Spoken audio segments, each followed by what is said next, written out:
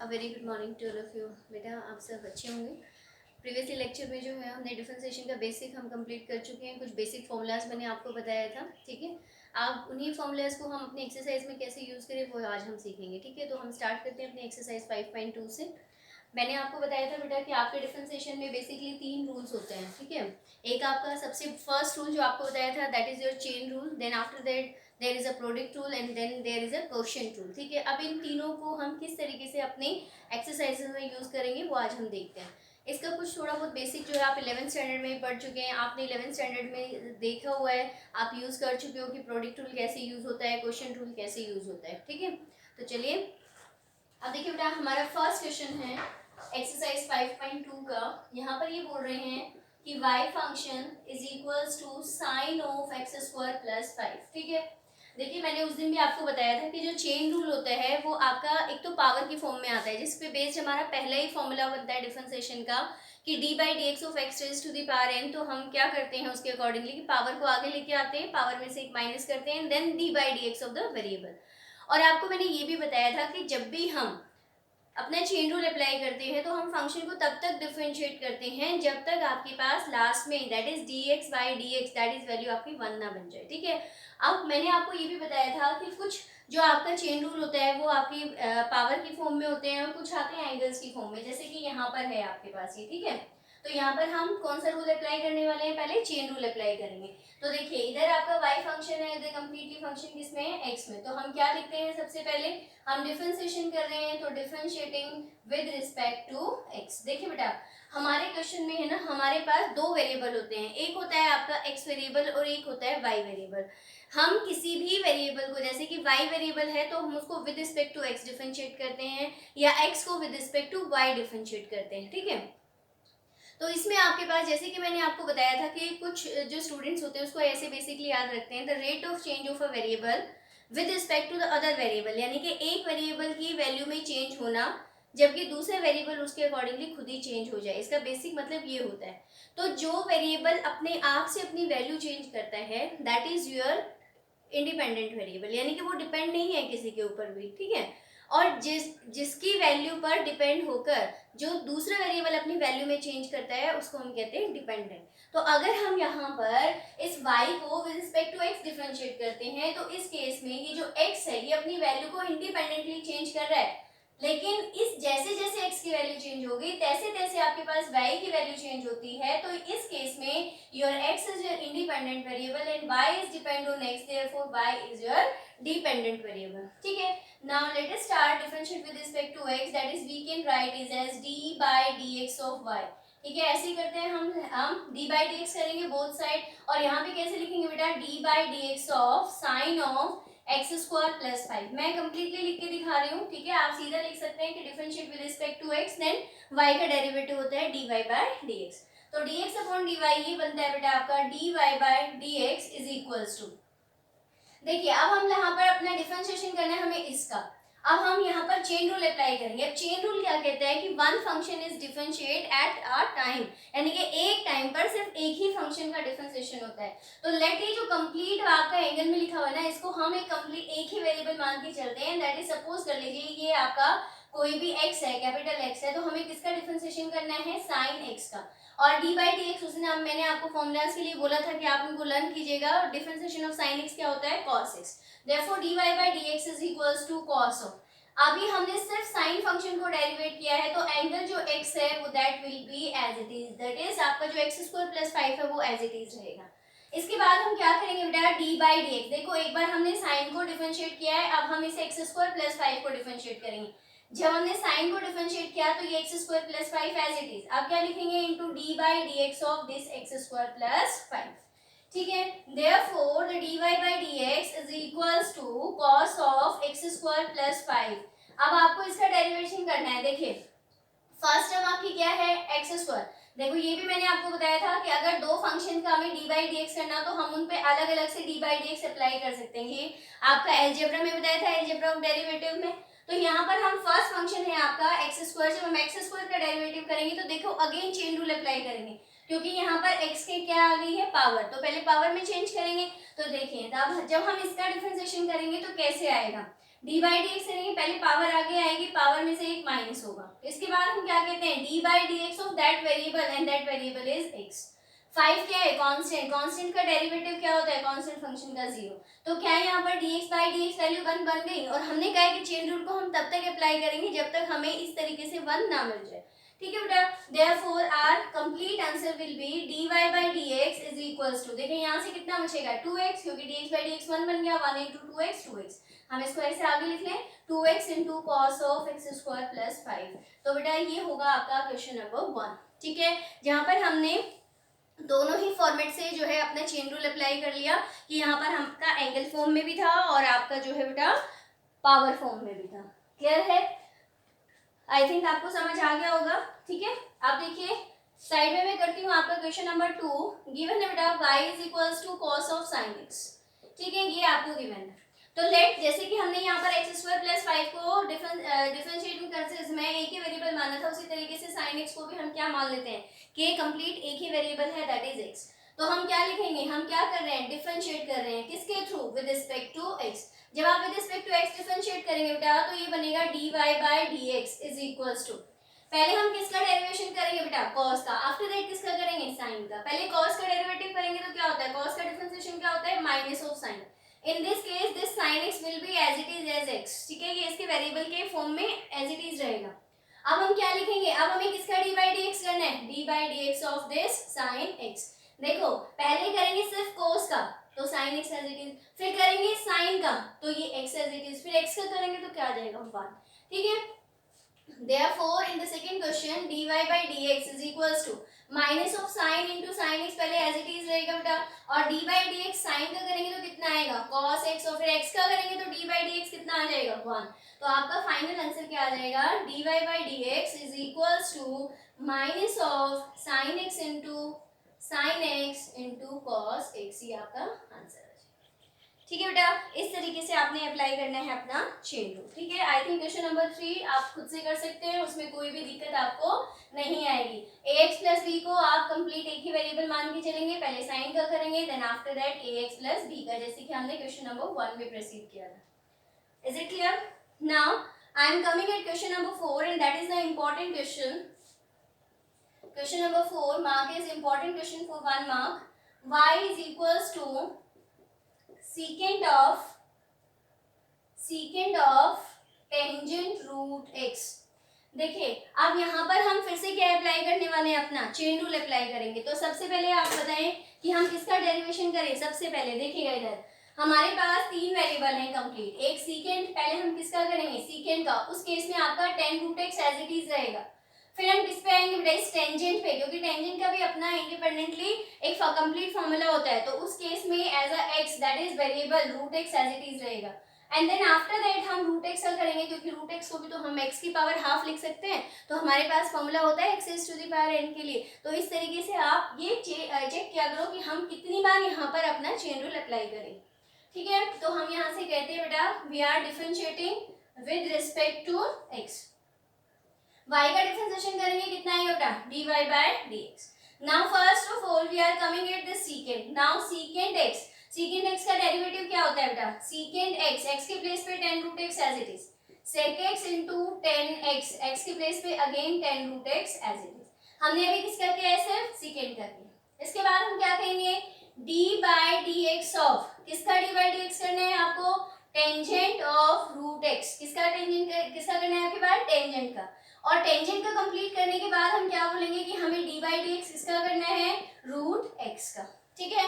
तो चलिए अब यहाँ से D Y by D x is equals to, ये रेशियो तो आपके एज इट इज रहेगी, sec ten root X ten root X, ठीक है, टेन रूट एक्स, ठीक है बेटा। अब हम यहाँ से इनटू में, क्योंकि मैंने आपको ये भी बताया था कि जो हमारी जो रिजल्ट्स आते चले जाते हैं चेन रूल में हमेशा मल्टीप्लिकेटिव फॉर्म में आते हैं। अब यहाँ से टेंजेंट का करेंगे तो कितना आता है बेटा, टेंजेंट का होता है सीकेंट स्क्वायर, एक्स के प्लेस पे u root x as it is, इसका भी हो चुका है हमारा डेरिवेटिव। अब हमें किसका करना है, रूट एक्स का। रूट एक्स का करते हैं तो देखें क्या मैं एक रूट एक्स को एक्स की पावर हाफ लिख सकती हूँ, लिख सकते हैं। तो हम चेन रूल अप्लाई करते हैं तो क्या होती है, पावर आगे आती है और पावर में से आपका क्या होता है, एक माइनस होता है। उसके बाद हम डी बाई डी एक्स करते हैं वेरिएबल का, इस केस में वेरिएबल कितना बचा, एक्स दैट इज 1। तो कितना बना बेटा ये 1/x इंटू एक्स की पावर माइनस हाफ। तो क्या मैं इसको 1/2 इंटू 1/√x लिख सकती हूँ, क्योंकि नीचे आएगा माइनस हाफ को पॉजिटिव बनाने के लिए 1 कर दिया और फिर से रूट हाफ को क्या लिख दिया रूट ऑफ x, ठीक है, इंटू क्या इसका डेरिवेटिव जो रूट x का इसका डेरिवेटिव 1/2√x बन जाएगा। Therefore this will be your correct answer, ठीक है। तो इस तरीके से क्वेश्चन इंपॉर्टेंट बनता है, क्योंकि यहाँ पर देखिए सबसे पहले सीकेंट तो एंगल एज इट इज, फिर tangent then angle as it is, then root x again we apply chain formula. Is it clear? Now I am coming at question number 5, and question number 5 deals with your quotient formula. It is given as y is equals to sin ax plus b divided by cos of cx plus d. ये है बेटा आपके पास। तो u by v formula हमें अब पता है, तो u by v फॉर्मूले के अकॉर्डिंगली अगर हम इसको सॉल्व करते हैं तो देखिए हमें क्या रिजल्ट मिलेगा। We are differentiating with respect to x, you can write it, then dy by dx, दोनों तरफ हम with respect to x solve कर रहे हैं, तो आप ये लाइन लिख लीजिएगा। इधर हमारा फॉर्मूला होता है कि जो भी डिनोमिनेटर में फंक्शन है उसका स्क्वायर कर दीजिए, that is it turns in cos square cx plus d. Now take this cos of cx plus d as it is. Now we are to differentiate sin of ax plus b. Is it clear? First function, that is first function as cos of cx plus d as it is. Now d by dx of this sin. Now there is a sign of minus. Now this sin of ax plus b as it is, and we are to differentiate this cos of cx plus d. ठीक है बेटा, ये है आपका complete formula, ठीक है। तो चलिए अब यहाँ से हम चेक करते हैं। तो बेटा देखिएगा dy by dx is equals to, हमें डिफरेंशिएशन करना है पहले साइन का, क्या आता है बेटा cos, तो हम यहाँ पर ऐसे लिखेंगे, देखिए cos of cx plus d first function as it is, इसका करेंगे तो बेटा कितना आएगा cos of ax plus b। अब हमें इस एंगल का भी करना है, तो x का 1 इंटू a और b का हो जाएगा 0, तो क्या हम इस a को आगे लिख लें यहाँ पर is equals to a into, ये कंप्लीट टर्म का डिफरेंशिएशन हो गया। इसी तरीके से यहाँ से देखिएगा cos का डेरिवेटिव करेंगे तो कितना आएगा माइनस साइन, तो ये माइनस माइनस हम यहाँ कर देते हैं प्लस, cx का करेंगे कितना आएगा c, तो कंप्लीट डेरिवेशन कितना आएगा यहाँ से sin of ax plus b into sine of cx plus d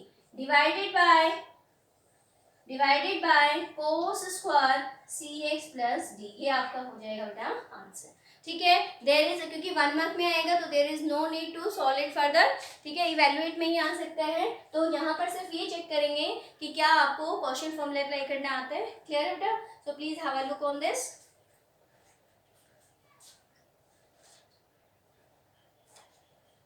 Now come at question number 6.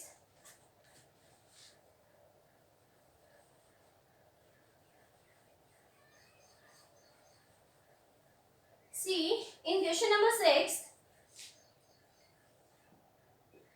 there is y is equals to cos x cube into sin square x raised to the power 5। देखिए बेटा यहाँ पर आपके पास product और उसके अंदर जो है हम कौन सा फॉर्मूला अप्लाई करेंगे, चेन फॉर्मूला अप्लाई करेंगे। तो देखिए मान लीजिए कि ये आप एक फर्स्ट फंक्शन मान के चलते हैं अपना, दैट इज u फंक्शन, और ये आपका second that is v function. तो हमारे पास हमने प्रोडक्ट फॉर्मूला पढ़ रखा है, first function as it is, then d by dx of second plus second as it is, now d by dx of first. ये होता है आपका, दैट इज हम डिफरेंशिएट करते हैं both side with respect to x, हम with respect to x differentiate करेंगे, therefore the derivative of y will be dy by dx. According to rule our first function remain same. अब देखिए हमें differentiation करना है sign का, लेकिन पहले चेक कीजिए पावर है, और हमने बताया कि जहां भी आपकी पहले फंक्शन की पावर आ जाए तो पहले चेन रूल कहता है कि पावर में चेंज कीजिए। तो हम पहले क्या करेंगे बेटा, पावर आगे लेके आएंगे, 2 आगे लेके आएंगे। इस केस में अभी साइन एज इट इज रहेगा, साइन x की पावर 5, ठीक है। अभी सिर्फ किस में चेंज हुआ है, पावर में। इसके बाद किस में चेंज करेंगे, अब इस साइन का डेरिवेटिव करेंगे, साइन का करेंगे तो कितना आएगा cos, इस केस में अभी x की पावर 5 एज इट इज रहेगा। फिर किसका करेंगे, x की पावर 5 का, again chain rule, that is 5x की पावर 4। क्लियर है? इस तरीके से करना है आपने डेरिवेशन। कंप्लीट हो गया, क्योंकि 5x की पावर 4 और x का करेंगे तो कितना आ जाएगा 1, प्लस बेटा आपकी बार साइन स्क्वायर x की पावर 5 एज इट इज। पहले किसका करना है बेटा, cos का। क्या होता है cos का, माइनस ऑफ साइन, अभी x cube as it is, और फिर d by dx किसका करना है, x क्यूब का, क्या बनेगा बेटा 3x square. So getting our complete result, we can write it as dy by dx is equals to 5 to the 10. That is 10 cos of x cube into of sin x की power 5 into cos of x की power 5 into x की power 4. या आप इस x की power 4 को 10x की power 4 as it is ऐसे भी लिख सकते हैं, ठीक है. और यहाँ से इसको लिखेंगे तो minus of 3x square into sine square x की power 5 into sine of x cube. ये आपका क्या बनेगा बेटा, कंप्लीट आंसर बनेगा, ठीक है. क्या अब हम आते हैं बेटा अपने नेक्स्ट क्वेश्चन, क्वेश्चन नंबर 7 पे. और बहुत बार ये 1 मार्क में आपसे ऑलरेडी पूछा गया है ये क्वेश्चन बोर्ड में, ठीक है. देखिए आपका क्वेश्चन नंबर 7 क्या कहता है, y is equals to 2 into root of cot x square, ठीक है. इंपॉर्टेंट क्वेश्चन है, ठीक है. तो देखिए सबसे पहले हम क्या करते हैं बेटा, क्या हम इसको ऐसे लिख सकते हैं, y is equals to 2 into cot of x square whole की पावर 1/2. क्या हम रूट को पावर हाफ लिख सकते हैं, क्योंकि रूल होता है हमें पता है कि हम पावर हाफ लिखें या रूट लिखें सेम चीज है, ठीक है. अब हम यहाँ पर अगर डिफरेंशिएट करते हैं तो देखिए differentiate with respect to x, y का डिफरेंशिएशन करेंगे कितना आएगा बेटा, dy बाय dx. ये 2 जो है वो एज ए कोफिशिएंट आपका बाहर रहेगा, ये स्केलर है आपका, कोई भी एज ए कोफिशिएंट या एज इट इज रहेगा. देखिए मुझे करना है कॉट का, लेकिन पहले पावर है तो अकॉर्डिंग टू चेन रूल पहले पावर में चेंज, तो हाफ आगे आ जाएगा. इस केस में अभी cot of x square as it is, power half में से हम 1 माइनस करेंगे तो क्या ये माइनस हाफ बनेगा, जैसे यहाँ पर हुआ था पावर क्या बन गई थी माइनस हाफ, तो यहाँ पर हमें मान लीजिए पूरा एक्स है आपका, हो गया. अब बेटा हमें किसका करना है, इस कोट का. कोट का क्या होता है बेटा, माइनस ऑफ कॉसिकेंट स्क्वायर, अभी ये x square as it is. फिर एक्स स्क्वायर का करेंगे तो कितना आ जाएगा बेटा, 2x, और x का कितना आ जाएगा 1. तो क्या हम इसे ऐसे लिख सकते हैं, dy by dx is equals to, जब ये 2 अंदर मल्टीप्लाई होगा, क्योंकि देखो ये सारा मल्टीप्लिकेशन की फॉर्म में है, ठीक है, तो इस 2 से 2 कैंसिल हो जाएगा. पावर माइनस हाफ जो ऊपर है, तो क्या मैं इसको नीचे लेके आऊंगी तो ये कंप्लीट पावर पॉजिटिव हाफ बन के रूट बन जाएगी, ठीक है, into minus of 2x into cosecant square X square, ठीक है. ये आपका कंप्लीट आंसर आएगा. न्यूमरेटर में आएगा minus 2x cosecant square X square, और डिनोमिनेटर में रूट ऑफ, ठीक है, root of cotangent of x square, क्योंकि ये जो 2 है इसे 2 आपका कैंसिल हो जाएगा. क्लियर. तो चलिए अब हम चलते हैं बेटा नेक्स्ट क्वेश्चन. देखिए cos ऑफ रूट एक्स है, आई थिंक सो आप इसे बिल्कुल इजीली कर सकते हो, कोई दिक्कत वाली बात आपके लिए आएगी नहीं, ठीक है. अब मैं आती हूँ अपने क्वेश्चन नंबर 9 पे. आप क्वेश्चन नंबर 9 ऑलरेडी वैसे तो मैं आपको करवा चुकी हूँ, क्योंकि मैंने आपको बताया था कि जो आपके मॉडुलस फंक्शन होते हैं वो हमने एक एग्जाम्पल भी लिया था वहां पर कि वो कॉन्टिन्यूस हो, लेकिन जरूरी नहीं है कि वो डिफरेंशिएबल भी हो. अब यहाँ पर देखते हैं हम कि fx is equals to, question number 9 में हमें दे रखा है fx function is equals to modulus of x minus 1, जहाँ पर x किसको बिलोंग करता है बेटा, रियल नंबर को. Is not differentiable at x is equals to 1. ये बोल रहे हैं कि ये प्रूफ कीजिए कि x इज इक्वल्स टू 1 पे ये डिफरेंशिएबल नहीं होगा. अब अगर देखिए कि कोई भी फंक्शन डिफरेंशिएबल होता है तो उसकी कंडीशन होती है कि this LHD must equals to your RHD, यही होता है. तो चलिए हम चेक करते हैं at x is equals to 1, तो हम यहाँ से अपनी LHD की वैल्यू लिखेंगे तो क्या हो जाएगी, ऐसी होती है लिमिट x अप्रोचेस टू 0, ठीक है. अब यहाँ से बनेगा आपका function 1 minus of h minus F of 1 divided by minus of h, ये LHD की वैल्यू होती है, हमने प्रीवियस एक्सरसाइज में निकाली थी ये. अब यहाँ से देखिए तो ये बनेगा limit as h approaches to 0. अब यहाँ पर x के प्लेस पे क्या पुट करेंगे आप, 1 माइनस h, तो कुछ ऐसे बनेगा 1 माइनस h माइनस 1, ठीक है, माइनस ऑफ, जब आप f ऑफ 1 पुट करेंगे तो 1 माइनस 1 क्या आ जाएगा बेटा, ये 0 आ जाएगा, डिवाइडेड बाय कितना बना बेटा इधर, माइनस ऑफ h. देखिए 1 से 1 कैंसिल हो गया, जब मॉडुलस से h बाहर आएगा तो ये बनेगा limit as h approaches to 0 positive h divided by minus of h means minus of 1. तो LHD की वैल्यू कितनी आ गई आपके पास, माइनस 1. सिमिलरली अब हम निकालते हैं अपना RHD, that is limit as h approaches to 0, तो क्या बनेगी RHD की value, f of 1 plus h minus F of 1 divided by h, यही होती है. That is limit as h approaches to 0। अब की बार ये फंक्शन किस में चेंज होगा, modulus of 1 plus h minus of 1, F of 1 पे फिर वही वैल्यू कितनी बनेगी 0 डिवाइडेड बाय प्लस h। ठीक है, यही होती है हमारे पास। दैट इज हम यहाँ से चेक करें तो limit as h approaches to 0, h by h cancel होकर कितनी वैल्यू आ रही है 1। भाई LHD आ रहा है आपका -1, RHD आ रहा है +1, तो ये क्या इंप्लाई करेगा, this implies this LHD is not equal to your RHD, therefore function is not differentiable at x is equals to 1। ठीक है बेटा, क्लियर? तो प्लीज एक बार से देख लीजिए।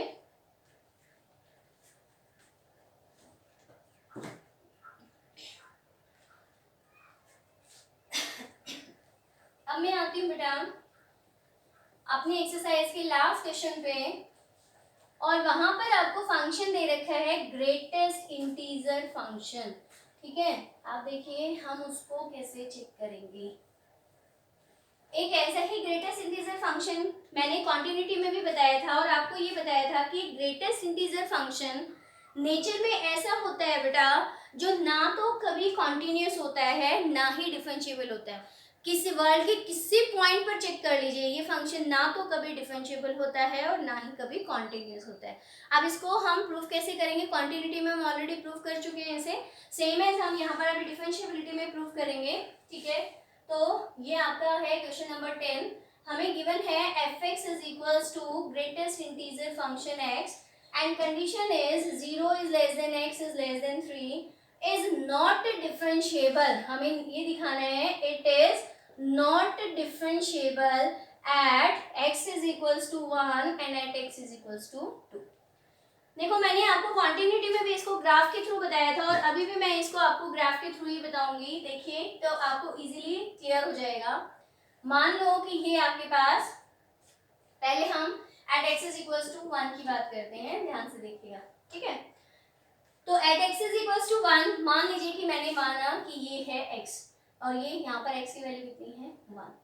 तो अगर मैं चलूँ तो इधर x की इधर कितनी वैल्यू बनेगी 0, अगर 1 प्लस कर लो इधर कितनी वैल्यू बनेगी 2, क्योंकि x की वैल्यू 0 और 3 के बीच में आ रही है, तो मैंने ये वैल्यू ले ली। अगर x ये 1 है तो ये इधर 0 होगा और उधर 2 होगा। तो अगर मैं यहाँ नेबरहुड पॉइंट चेक करूँ विद इंक्रीमेंट और decrement, then this will be point as 1 plus h and this will be as 1 minus h, यही बनेगा। अब हमें ये पता है कि मुझे at x is equals to 1 function को अपना नॉट डिफरेंशिएबल शो करना है, देन इस कंडीशन में जो आपकी LHD है must not equal to your RHD। तो चेक करते हैं, तो चलिए at x is equals to 1, मैं 1 पे चेक कर रही हूँ, 2 के लिए आपको फिगर बना के देती हूँ, 2 पे आप खुद चेक करेंगे। ठीक है, बिल्कुल सेम है, बस 1 की रिप्लेसमेंट 2 से कर देनी है आपने। नाउ लिमिट एज LHD की value, limit as h approaches to 0, यही होती है आपके पास, दैट इज f ऑफ, क्योंकि यहाँ पर x की फिर से किस पे चेक करना है 1 पे, that is 1 minus h minus f of 1 divided by minus of h, यही होती है हमारे पास वैल्यू, दैट इज। तो चलिए अब हम कैसे पुट करेंगे वो देखिएगा। Limit as h approaches to 0, function क्या है मेरा दिस वन, तो ये ग्रेटेस्ट इंटीजर फंक्शन में आएगा आपका 1 minus of h minus greatest integer function that is 1 divided by minus of h, यही वैल्यू आएगी आपके पास फंक्शन की। तो देखिएगा अब यहाँ देखिए 1 माइनस, अब हमें अगर हम यहाँ से देखते हैं इंटीजर की वैल्यू है तो सेम वैल्यू आती है। अगर हम नॉर्मल लिए हमारा नॉर्मल इंटीजर है तो इसकी वैल्यू तो आपके पास माइनस ऑफ 1 हो जाएगी। ठीक है, अब 1 minus h greatest integer function किसके बारे में बात कर रहे हैं, LHD।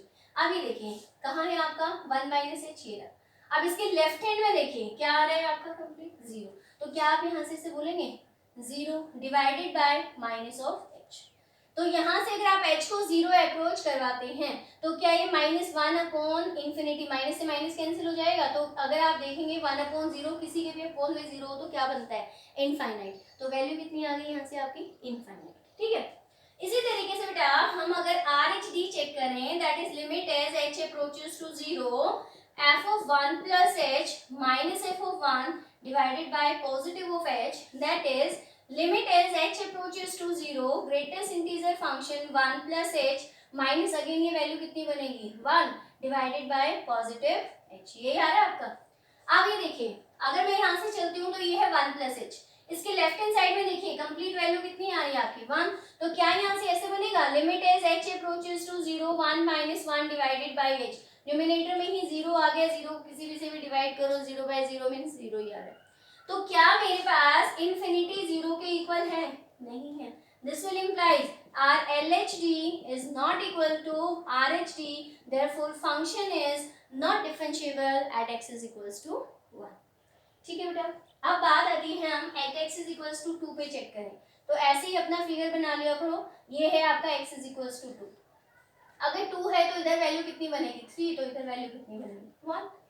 फिर वही हम यहाँ पर पॉइंट चेक कर लेते हैं, तो ये पॉइंट कितना बनेगा 2 प्लस h, ये कितना बनेगा 2 माइनस h। क्लियर है? तो जब हम लेफ्ट हैंड लिमिट यहाँ पर चूज करेंगे तो यहाँ आएगा आपका f of 2 minus h minus f of 2 divided by h। 2 पे वैल्यू कितनी आएगी 2 आएगी, 2 माइनस h, जब आप 2 माइनस h की बात करते हैं तो वैल्यू कितनी बनेगी आपके पास 1 बनेगी, और जब आप 2 प्लस h की बात करेंगे तो ग्रेटेस्ट इंटीजर फंक्शन की वैल्यू कितनी लेंगे 2 लेंगे, तो वहां पर आपकी LHD not equal to RHD आएगी, तो आप कहेंगे कि x is equals to 2 this function is also not differentiable. ठीक है बेटा, तो ये थी आपकी complete exercise 5.2। Any problem? I think so there should be no problem, it's a very easy exercise and come with 1 marks only. ठीक है, तो एक बार आप इसे देख लीजिए, मैं आपको कुछ इंपॉर्टेंट पॉइंट्स बताने वाली हूँ, आप इसे ध्यान से सुनिएगा नेक्स्ट एक्सरसाइज के लिए।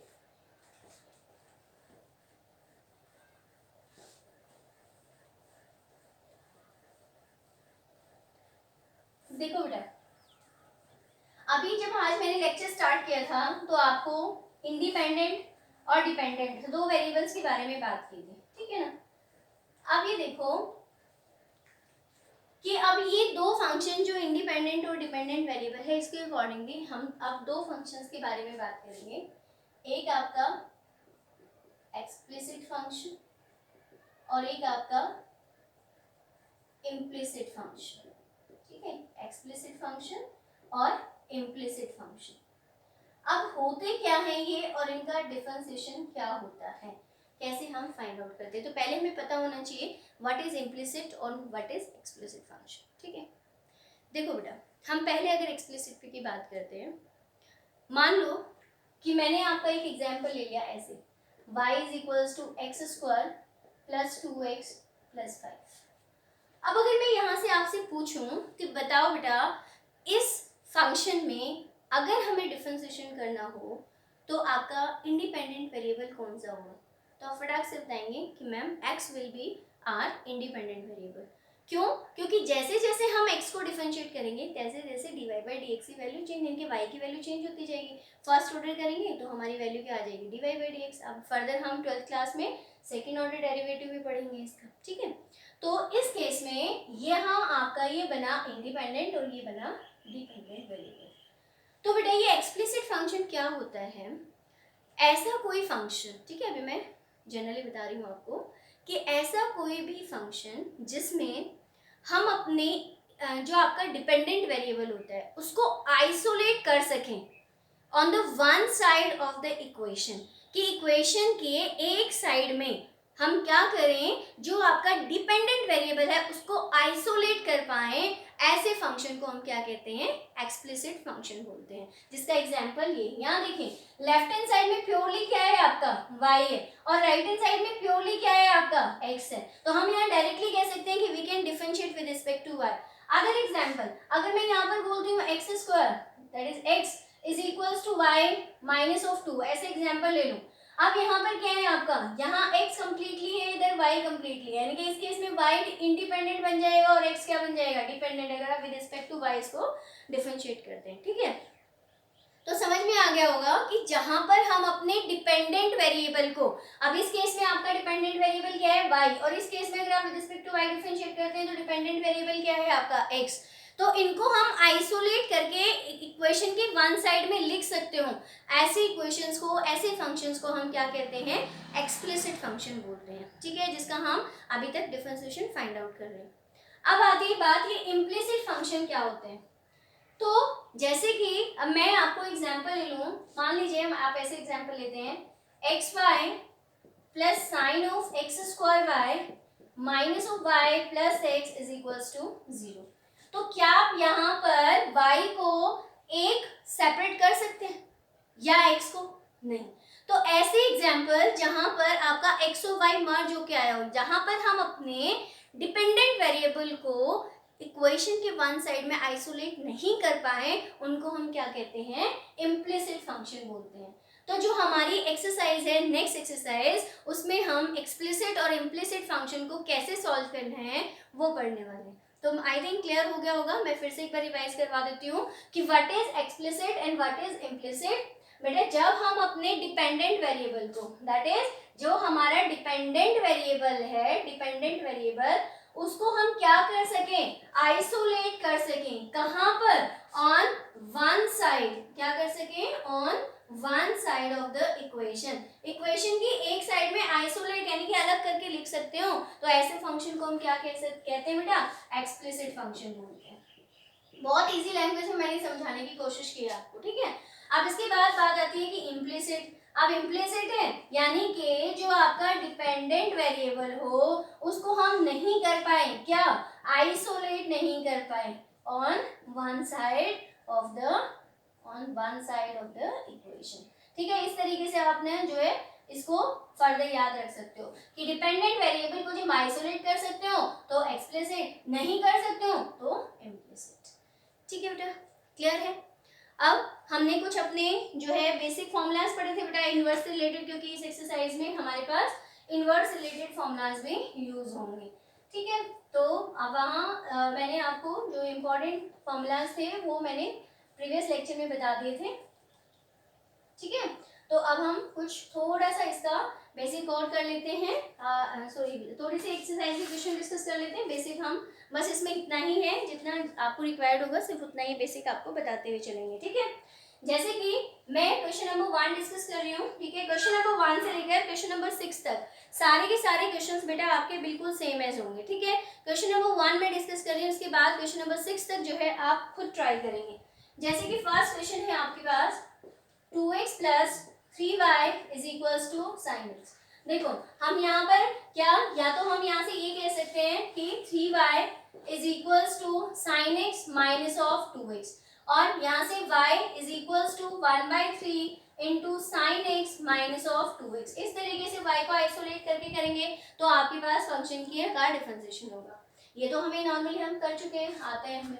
अगर हमें इसको इम्प्लिसिट वे से सॉल्व करना हो, क्योंकि क्वेश्चन में बोला गया है find the dy by dx for the following. ठीक है, अगर क्वेश्चन में ये आता है कि इसको इम्प्लिसिट वे में करो तो आप क्या कहेंगे कि डिफरेंशिएट, इसको फर्स्ट इक्वेशन मान लें, differentiate first with respect to x।